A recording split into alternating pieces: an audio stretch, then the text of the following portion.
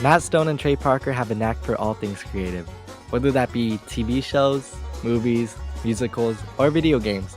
They'll never put out something that they truly don't believe in. But did they really believe in South Park Snow Day? Released literally last week, I was extremely hyped for this game. The reveal trailer of Cartman exclaiming how cool a snow day is gets me all giddy inside. The Stick of Truth still holds up as one of the greatest RPGs ever made, while the Fractured But Whole improves on it in every single way. Which means there's two games that only the 1% wouldn't like. We don't talk about the mobile game. I've never played it before. Anyways, I eagerly awaited for the next chapter of the new kid's journey, like a child waiting for the new Chin Pokemon on Christmas Eve. What's a little odd about this game is it's taking place in the winter, but released right as spring began, and everyone knows that due to global warming, spring is the new summer. So you're playing this game while it's sunny outside? Weird, but albeit pretty meaningless fact. Wintertime or not, as soon as the game released, I booted up my PlayStation and began downloading. I couldn't wait to pick it up, and the return of South Park Digital Studios LLC made me so warm. Then, I see Cartman. Instantly, I'm surprised by how great this loading screen looks. A loading screen can tell a lot about a game. It's one of the first things a player sees. So, a well-nuanced developer knows that a loading screen deserves some time. I took in Cartman's beautiful voice line and clicked start. After deciding on subtitles, a 2D scene greeted me. I didn't expect a 2D part considering this game is 3D, but it was a warm welcome. It immersed me into feeling like this was a real episode of South Park. The other two games did this flawlessly as well. Leanne is watching a news report about a South Park snowstorm, while Cartman is concerned about missing Skule. Cartman bugs his mom and then goes to sleep, but when he wakes up, he doesn't need to go to school. It's a snow day. He rallies up the gang into playing the Black Friday episode game, and eventually calls to you, the new kid. This is where the character customization comes in. Per usual, the beginning character customization is lacking. It'll get better over time, but they should really give some more hair options. They don't even have a middle part. The closest thing that they have is a stupid side bob or the default hair. Who wants to keep the default hair in any game? Nobody. South Park Studios has all these customizations. Can't they just put it in the game? Once you finish your hair crisis, you can keep customizing your character. What I will give major props to is the emote selection. I hope that this emote selection single-handedly destroys Fortnite's economy. Please give more free emotes, Fortnite. Not everything needs to be in a battle pass. Once you're done with your character creation, you're introduced to the basic things like movement, attacking, dodging, and weapon choice. Then you get into the game's main gimmick, cards. They're essentially upgrades for your weapons or abilities. They can make your staff send lightning, stuff of that sort. At the start, you're fighting for Cartman against the Joufs. Cartman thinks the Joufs are planning a secret attack on him and his army, but Kyle denies all accusations. The combat itself is decent. It doesn't reinvent the wheel in any way, and certain weapons and powers are super fun. All of the boss designs are unique and funny, but most of them feel like they're easier than the rest of the level, or that's how my friend and I felt. The first part would be so difficult, but then Kenny comes in and it's so much easier. Except for Kyle's boss fight.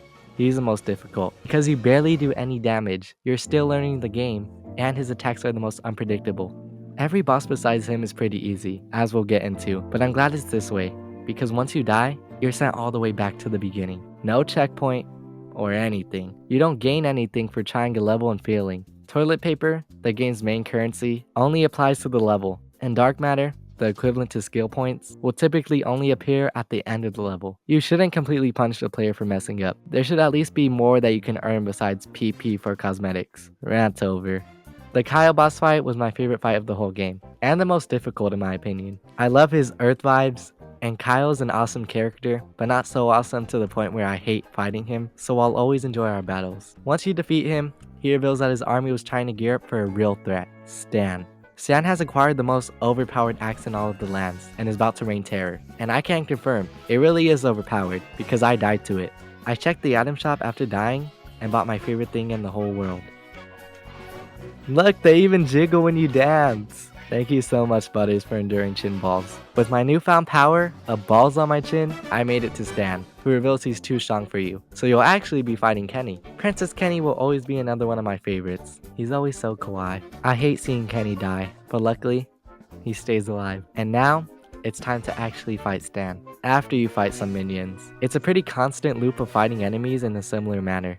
I mean, that happens in a lot of games, If you can perfect the combat, this loop will feel really fun, but as I said, the combat is decent, so the loop is alright. I just prefer not having to fight the same thing over and over again, especially if you die. And by this chapter, you've experienced most of the enemies. To keep a player engaged, it's important to have multiple enemies and introduce them gradually. And yes, this game does have changes, but at the end of the day, most of the enemies feel too similar. I like it for the first half of the mission, but by the second half, I'm just waiting for the boss fight. After reaching Stan, you shoot some cannons, see Randy, and finish off Stan. Stan was mad about the rules, but now by rule, because you defeated him, he has to abide by your rules. Kyle believes Stan started the snowstorm, but Stan is defensive, arguing he never started a snowstorm, especially if it's destroying the town and killing people. The boys realize Mr. Hanky is causing this storm. He's getting his revenge for the town kicking him out after the events of Season 22, Episode 3. The group sets out to find Mr. Hanky, but Cartman betrays them. He reveals that Mr. Hanky has promised Cartman no school for the rest of his life. It's time to kick Cartman's fat butt. As you make your way to Cartman, there's this really cool visual scene where Snow Cartman's warned you. It's a really well made experience that sets the tone perfectly. The battle against him isn't too difficult, but it does manage to be fun with this cat and mouse snowman hit game. Reluctantly, the boys allow Cartman back in the group because the real threat is Mr. Hanky, and we're gonna need all the help we can get. Comparatively to his design, his combat is extremely underwhelming. Look how big and long he is. Do you know how much you could have done with him? But I digress. You defeat Mr. Hanky, which finishes the game. The town has a return to form, and the new kid can't ruin any more games until the next installment. No Kyle speech, only a Jesus one. So, what is the final verdict of this game? IGN is completely in the wrong for giving this game a 3. There's much worse you could spend $30 on, but there's also much better games which give more bang for your buck. South Park Snow Day was a fun experience, don't get me wrong, but I just wanted more.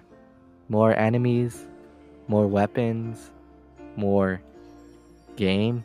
South Park Studios has shown that they can do it with Stick of Truth and Fractured But Whole. Despite the low price tag, these games managed to pack so much content, and I wanted that from this game too. It's good for what it is, just a little disappointing. I would recommend you pick it up with some friends while it's on sale.